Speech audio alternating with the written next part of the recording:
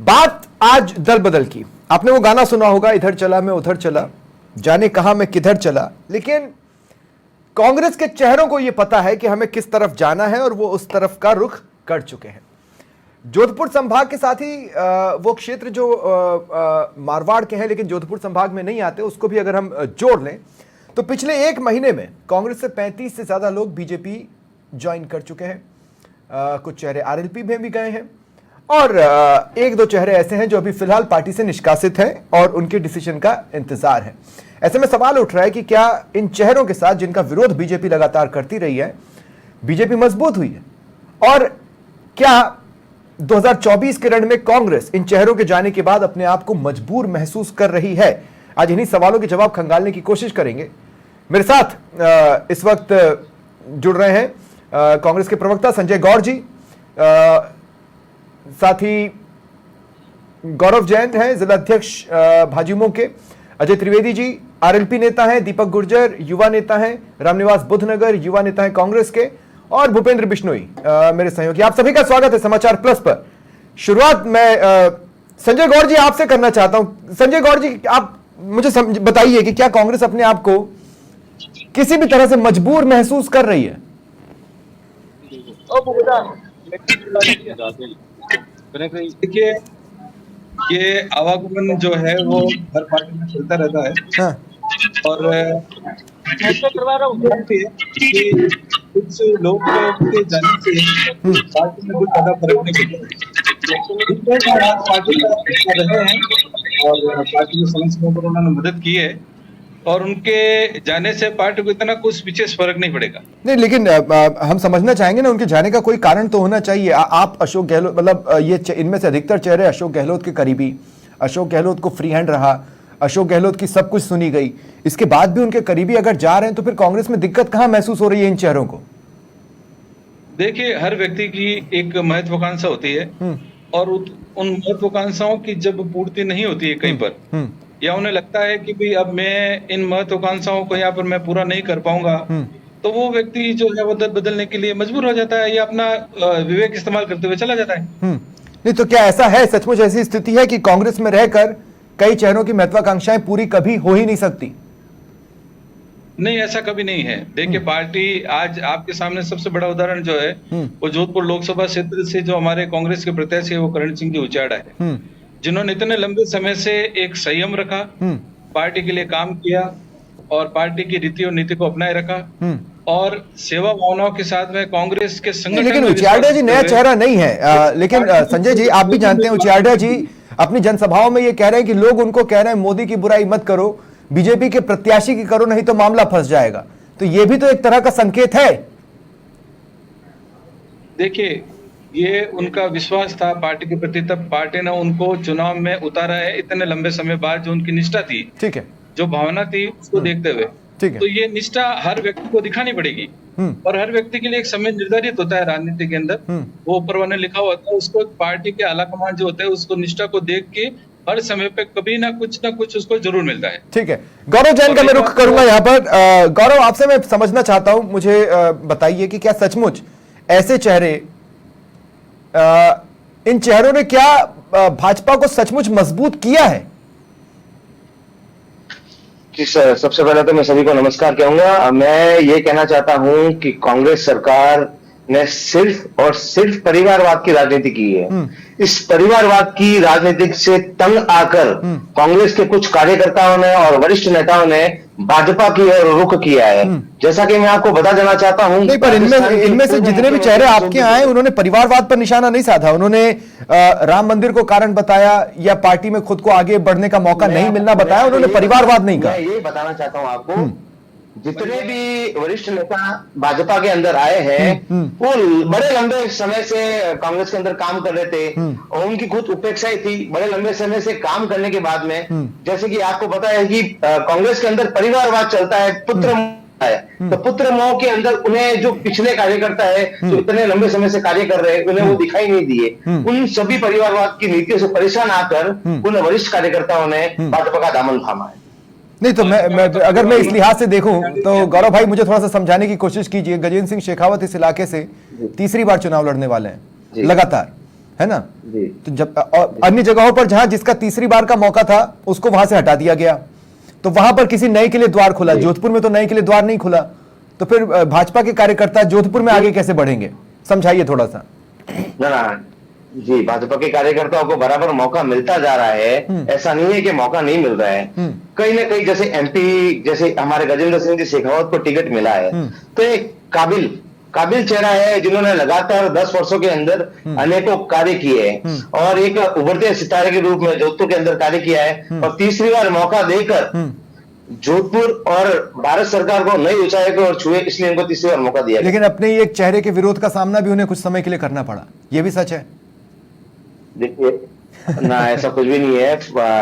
Party के अंदर कुछ ना कुछ बर्तन तो सबके घर के अंदर बसते हैं, ऐसा नहीं है। बट जो भी गिला शिकवा थी वो दूर, ऐसा कुछ भी नहीं। ठीक है अजय त्रिवेदी जी, अब मैं आपके पास आ रहा हूं।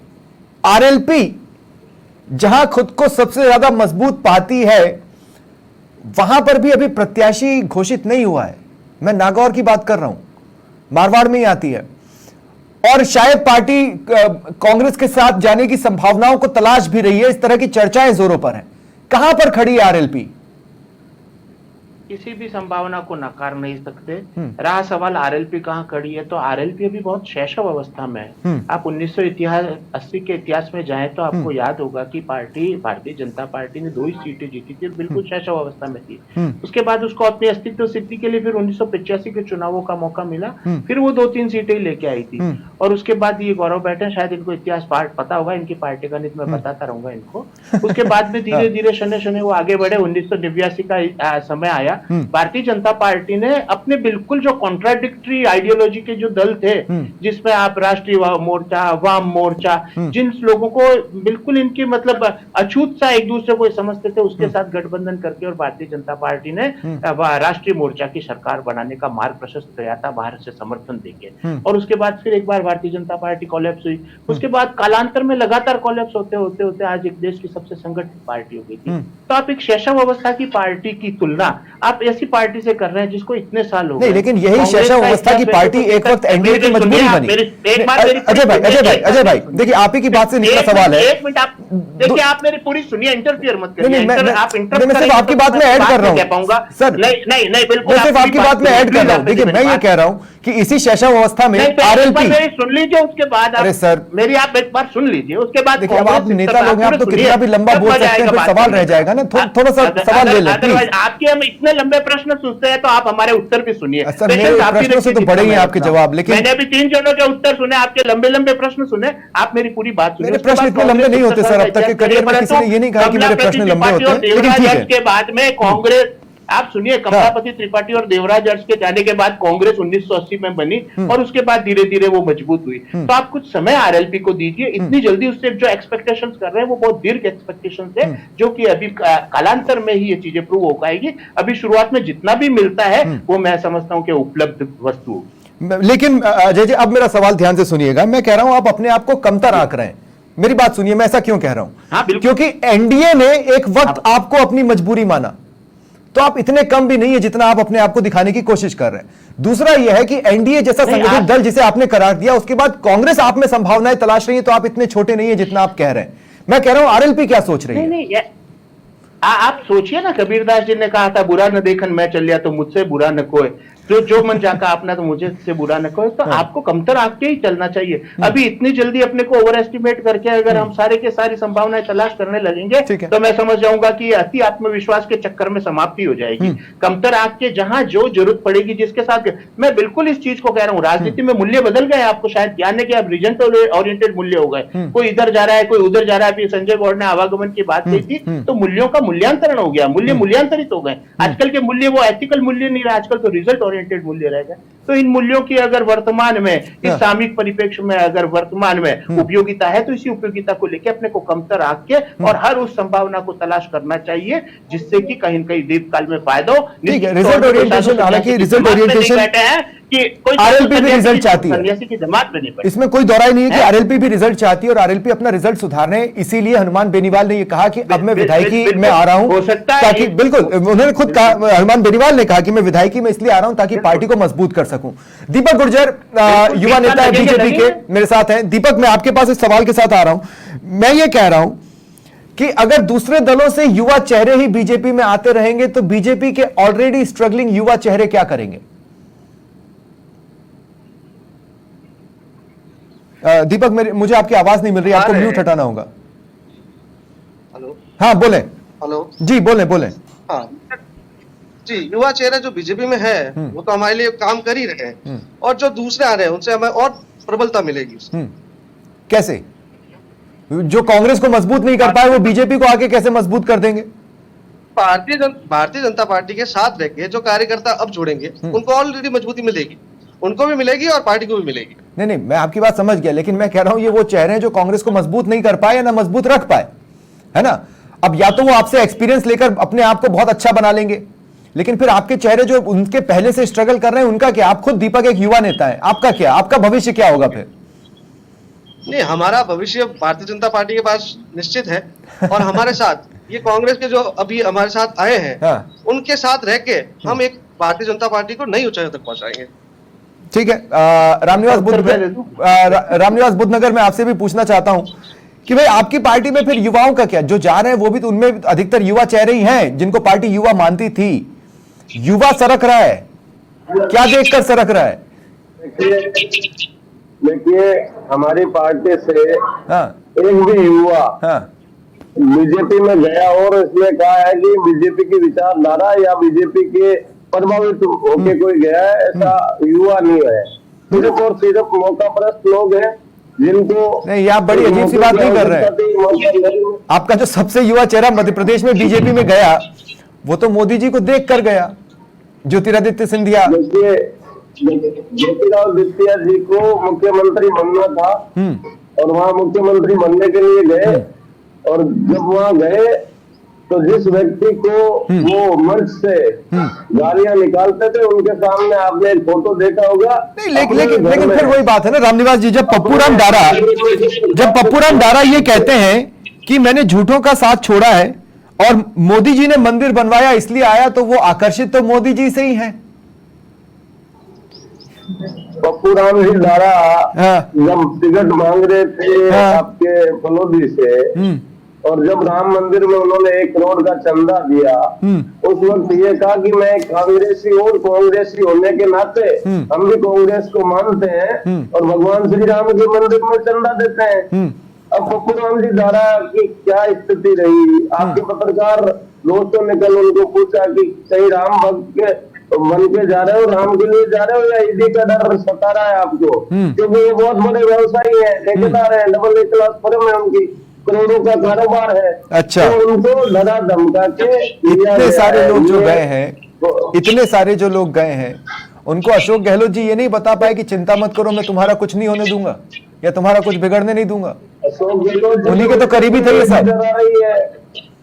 देखिए, अशोक गहलोत जी ने इनको क्या कहा है, और अशोक गहलोत जी ने अपने एक शब्द में सब लोगों को कहा है कि मैं मेरे नेताओं का, मेरे विधायकों का और कार्यकर्ताओं का संरक्षक हूँ, और संरक्षक होने के नाते मैं आप लोगों की हर संभव मदद करूंगा, हर संभव आपका संरक्षण करूंगा। लेकिन वो कभी तक मदद कर पाएंगे ऐसा महसूस किया होगा फिर इन लोगों ने। ठीक है, भूपेंद्र बिश्नोई, मैं आपके पास आ रहा हूं। अब तक तो आपने डिबेट को एंजॉय कर लिया, लेकिन मैं ये पूछ रहा हूं कि क्या ये सिलसिला थम रहा है या अभी तो और चलना है?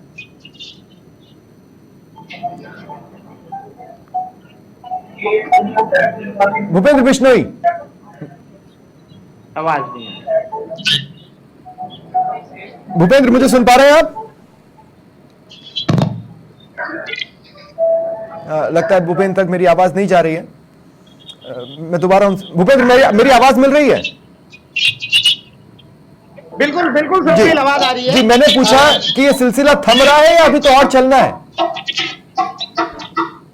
देखिए कांग्रेस को तो अभी एक बड़ा झटका और लग सकता है। संभावना ये जताई जा रही है कि जो मारवाड़ की राजनीति में कांग्रेस के आधार स्तंभ माने जाते थे, मिर्जा परिवार है, राम सिंह बिश्नोई परिवार है, उनके अलावा मदेना परिवार है, के सिंह राठौर परिवार है, उस परिवार में से 2 लोग जो है भाजपा में जा सकते हैं, भाजपा में शामिल हो सकते हैं। तो ये बड़ा झटका जो है कांग्रेस को लग सकता है। हालांकि संभावनाएं है कि वो परिवार जा सकता है, क्योंकि कांग्रेस से नाराज चल रहा है। उस परिवार का एक सदस्य लोकसभा में अपनी दावेदारी कर रहा था, उनसे जब बात हुई तो उन्होंने कहा कि वो उनकी दावेदारी पक्की थी, लेकिन ऐन वक्त पर उनका टिकट कटा है, जिससे वो नाराज है। तो यहाँ तक भी कहा गया कि कांग्रेस के जो नए उम्मीदवार घोषित किए गए हैं, उम्मीदवार तो काफी अच्छे हैं, लेकिन उन उम्मीदवारों ने जो है उन्हें आमंत्रित तक नहीं किया कि उनके कैंपेनिंग में साथ में चलना है, क्योंकि युवा चेहरा है, कांग्रेस काफी अच्छी पकड़ रखते हैं। उसके अलावा राम सिंह बिश्नोई परिवार से आते हैं, तो एक अच्छी पकड़ बिश्नोई समाज के अलावा तमाम किसान कौमों में भी उनकी एक अच्छी पकड़ है, लेकिन उन्हें अभी तक आमंत्रित नहीं किया गया। इससे अंदाजा ये लगाया जा सकता है कि एक कांग्रेस ठीक है सकता है। उसके अलावा बड़ा झटका आरएलपी को लगा, जब आरएलपी के जो है प्रदेशाध्यक्ष पुखराज गर्ग उन्हें छोड़कर चले गए। भोपाल के एमएलए थे, बहुत अच्छे नेता, बहुत अच्छे वक्ता है, कई प्रेस कॉन्फ्रेंस यहाँ करते थे, कई आंदोलनों का उन्होंने नेतृत्व किया। तो जोधपुर में आरएलपी में एक बड़ा वैक्यूम हुआ है। अब हो सकता है अजय त्रिवेदी जी जैसे नए वक्ता है, शानदार वक्ता है ये, और ये उस वैक्यूम को पूरा करे, लेकिन आरएलपी को झटका लगा। उसके अलावा हनुमान सिंह खांगटा जो अशोक गहलोत के बहुत करीबी थे, सीएमओ में बार बार देखे जा सकते थे, हनुमान सिंह खांगटा छोड़कर चले गए।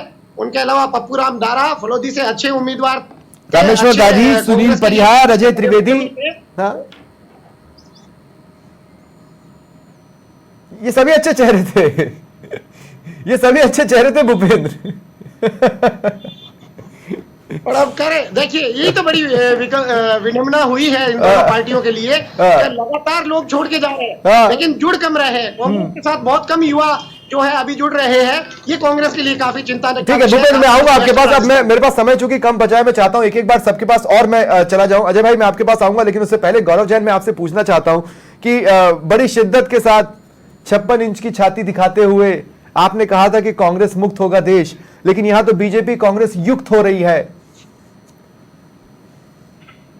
हाँ सर, मेरा तो यही कहना है कि मोदी जी के कार्य को देखते हुए, कांग्रेस का हर एक कार्यकर्ता उनकी प्रणाली को देखते हुए बीजेपी के अंदर जा रहा है, तो बीजेपी कांग्रेस युक्त कैसे हो जाए, युक्त कैसे कह सकते हैं अपन इस चीज को, क्योंकि ये वो विचारधारा कांग्रेस है जो एक एक करके आपके पास आ रहे हैं। जी, उनकी विचारधारा पहले से वही थी। ठीक है, वो लोग फंसे हुए थे, इतने टाइम से वेट कर रहे थे कि हमारा भी नंबर कहीं लग जाए या कुछ हो, मतलब उसी उलझन के अंदर फंस के। विचारधारा तो उनकी पहले से वही थी। हम हमारे लोगों को भी मिलना होता था, ऐसा नहीं हम लोग मिलते थे, ठीक है, पर विचारधारा वो होते हुए। जी ठीक है। अजय त्रिवेदी जी, मैं आपके पास इस सवाल के साथ आ रहा हूं। अपना भविष्य तलाशना बिल्कुल भी गलत नहीं होता। अब कोई भी एक पत्रकार एक ही चैनल में जिंदगी थोड़ी ना गुजारता है, तो इसमें कोई बुराई नहीं है कि कोई कहीं और चले जाए, लेकिन कहीं ऐसा तो नहीं कि वो कीचड़ से दलदल में जा रहा हो। मैं कह रहा हूं कि मोटे तौर पर आरएलपी भी उसी फॉर्मूले पर चलती है जिस फॉर्मूले पर बीजेपी चलती है। सुप्रीम पर एक व्यक्ति होगा बस। अब मैं मान सकता हूं, परंतु कौन सा ऐसी पार्टी है जहां सुप्रीम पे एक व्यक्ति नहीं है? क्या मोदी जी सुप्रीम पे एक व्यक्ति नहीं है? उनके बारे में अगर वो तो जिस तरीके से डोमिनेट करते हैं, I think he is the most highest dictator of this world. आप इसको है ना अतिशयोक्ति नहीं होगी। फिर अपन आ जाते हैं कांग्रेस में, तो राहुल गांधी जी को वो नीरो बांसुरी की तरह बांसुरी बजाई रहे हैं, और उनके सुप्रीमो के आगे कोई भी, चाहे कपिल सिब्बल हो, चाहे कि भी उनका कोई भी थिंक टैंक बोलता है तो उसको हटा दिया जाता है। उनकी तान एक वक्त आपको मधुर लगती थी। हर पार्टी, हाँ जी, मैंने हमेशा पार्टी में रह के भी हमेशा विरोध किया है। नेता बनाम कार्यकर्ता मैंने 2014 में किताब भी लिखी थी, जिसमें बड़ी खरी अपनी पार्टी और दल के लोगों के लिए लिखी थी। कहीं ना कहीं अपना विवेक जागृत होना चाहिए। और अगर कभी तान, मैं समझता हूँ, बेसुरा गाने लग जाए तो कहना पड़ेगा बेसुरा गा रहे, जब मधुर गा रहे थे। ठीक है, दीपक गुर्जर, मैं आपसे एक बात पूछना चाहता हूं कि जब भी कोई कार्यकर्ता या जनता पार्टी के किसी चेहरे को पसंद नहीं करती है, तो वो एक नारा लेकर आती है कि मोदी तुझसे बैर नहीं, फिल इन द ब्लैंक्स, तेरी खैर नहीं। जोधपुर में ये नारा सुना आपने कि नहीं सुना? सुना था, बिल्कुल सुना था। हाँ, ये जो लोग हैं, हाँ, जो जिन्होंने ये नारा दिया था, हाँ, एक चीज मैं कहना चाहता हूँ कि देखो, ये भारतीय जनता पार्टी के अंदर पहले तो कभी हुआ नहीं। दूसरे, ये जो कांग्रेसी जो लीडर्स है, ये उनके द्वारा फैलाया गया एक, क्या कहते हैं उसको, एक छोटा सा गंदा सा प्रयास था। ये नारा सर आम पब्लिक और आप ही की तरफ से आया था। ये जो गजेंद्र सिंह जी शेखावत साहब ने पिछले 10 सालों में जो काम किया, जो एलिवेटेड रोड हो, चाहे ये क्या कहते हैं अपने आसपास का जो अपने रिंग रोड हो, इसके अलावा एयरपोर्ट का जो विस्तार हो, इसका ईआरसीपी जो योजना पूरे राजस्थान के लिए लेके आए हैं, ये सारे उन्होंने काम किए। ठीक है, ठीक है, ठीक है। टेक्निकली दीपक थोड़ा सा और देखिए, नॉलेज का तो क्या अथाह संसार पड़ा है, हम अपना नॉलेज जितना मजबूत करते रहेंगे उतना अच्छा जवाब अपना बनता जाएगा। रामनिवास बुद्धनगर जी, मैं आपके पास आ रहा हूं। रामनिवास जी, मैं इस सवाल के साथ आ रहा हूं, कोई मुद्दा बच नहीं रहा आपके पास और चेहरे तो वैसे ही बच नहीं रहे, तो आप एजेंडा क्या रखोगे साहब जमीन पर? अरे सर, कौन कह रहा है हमारे पास चेहरे नहीं बचते हैं? हमारे पास इतने शानदार चेहरे हैं कि जोधपुर लोकसभा में गज्जू बन्ना को हमने ये रामनिवास जी, ऐसा है क्या 2018 के बाद आज तक कभी भी आप लोगों ने मंदिर में जाकर 11 रुपए चढ़ाकर एक नारियल फोड़ा इस बात का कि सचिन पायलट कम से कम गए नहीं हमारे पास से? आप सुनिए सर, सुनिए मेरी बात। आपको मेरी बात सुननी पड़ेगी, मैंने आपका प्रश्न सुन लिया, आप मेरी बात बोले बोले। जो बीजेपी गवर्नमेंट कहती थी कि हम प्रेशर पॉलिटिक्स नहीं करते या नहीं झेलते, हमारे आदरणीय जसवंत सिंह बिश्नोई ने एक ट्वीट किया, आचार संहिता से 5 मिनट पहले उनको नियुक्ति देनी पड़ी इसी बीजेपी को। जो बीजेपी 10 साल तक जसवंत सिंह बिश्नोई को कभी घर जाके नहीं पूछा, एक ट्वीट पे उन्होंने कहा कि जब चुनावों की घोषणा होगी उस दिन मैं आखिरी ट्वीट करूंगा। तो ये मुद्दा लेकर आ जाएंगे। उनको एक नियुक्ति मिल गई। देखिए, सुनिए मेरी बात, सुनिए। नहीं, मैं मुद्दा पूछ रहा हूँ, आप क्या घुमा रहे हैं?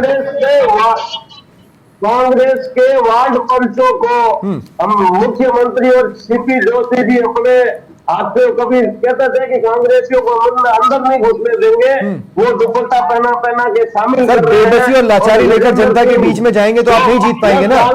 लेकिन ठीक है, भूपेंद्र बिश्नोई, क्लोजिंग कमेंट आपका।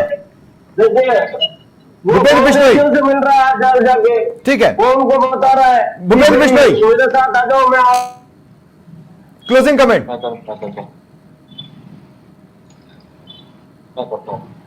भूपेंद्र, मेरी आवाज मिल रही है? जी जी जी स्वप्निल, बिल्कुल। देखिए, जहां तक बात कांग्रेस की करें तो कांग्रेस के लिए जरूरी है कि वो इस डैमेज कंट्रोल को रोके। कांग्रेस के कई और नेता जो है बीजेपी ज्वाइन कर सकते हैं। ये कांग्रेस के लिए साफ संकेत है कि मुख्यमंत्री, पूर्व मुख्यमंत्री के गढ़ में कांग्रेस कमजोर क्यों हो रही है। क्या युवाओं को मौका नहीं मिला? क्या जो सेकंड लाइन थी उसे तैयार नहीं किया गया? क्या कुछ नेताओं की महत्वाकांक्षा थी उन्हें संतुष्ट नहीं किया गया? ये सबसे बड़ा सवाल जो है कांग्रेस के लिए है। कांग्रेस के लिए सेकंड लाइन तैयार नहीं की गई। कुछ नेता जरूर तैयार हुए, लेकिन वो पूरी सेकंड लाइन जो है लंबी तैयार नहीं हो सकी, जिसकी वजह से फर्स्ट लाइन जब चुनाव नहीं लड़ना चाहती है तो यही सेकंड लाइन में से चेहरा ढूंढने में मुश्किलें हो रही हैं। बिल्कुल सही बात है, बिल्कुल सही बात है। जिस तरीके से कांग्रेस के पास सेकंड लाइन में से चेहरा चुनने के लिए अब मजबूरी बन चुका है, क्योंकि पहली लाइन में कुछ नेता जो है छोड़कर चले गए। जिस तरीके से पाली एक ऐसी सीट है जहां कांग्रेस के पास अभी भी कोई चेहरा नहीं है जिसे कांग्रेस टिकट दे सके। उसके अलावा कांग्रेस बाड़मेर में फंसी है, कांग्रेस के पास बाड़मेर में अभी कोई चेहरा मिल नहीं पा रहा है जिसे कांग्रेस टिकट देगी। हालांकि कहा जा रहा है कि 3 नाम फाइनल हो चुके हैं, लेकिन उन 3 नाम में से किसे चुने, किसे जो है एक को चुना जाए तो कुछ लोग छटक ना जाए। मैं अपनी व्यक्तिगत जानकारी भी यहाँ शेयर कर लेता हूँ। 3 सीटों को तो आला कमान ने खुद होल्ड पर रखा है, नागौर, सीकर और बांसवाड़ा डूंगरपुर, और यहां पर गठबंधन की संभावनाओं को तलाशा जा रहा है। लेकिन ठीक है, मेरे पास समय खत्म हो चुका है Bhupendra, I am very sorry. मैं सिर्फ एंड में एक बात कहना चाहता हूं कि फीनिक्स एक काल्पनिक पक्षी हुआ करता है जो जलता है और अपने राख के अंतिम कण से दोबारा जीवित हो उठता है। अब कांग्रेस क्या उस फीनिक्स मोमेंट पर पहुंच चुकी है? इस तरह की गलतियों को देखकर लग रहा है नहीं, तो कहीं ऐसा ना हो कि बीजेपी मजबूत हो और कांग्रेस मजबूरी में ही रह जाए। बहुत बहुत शुक्रिया आप सभी का मेरे साथ जुड़ने के लिए और इस तमाम बातचीत के लिए। फिलहाल इतना ही, नमस्कार।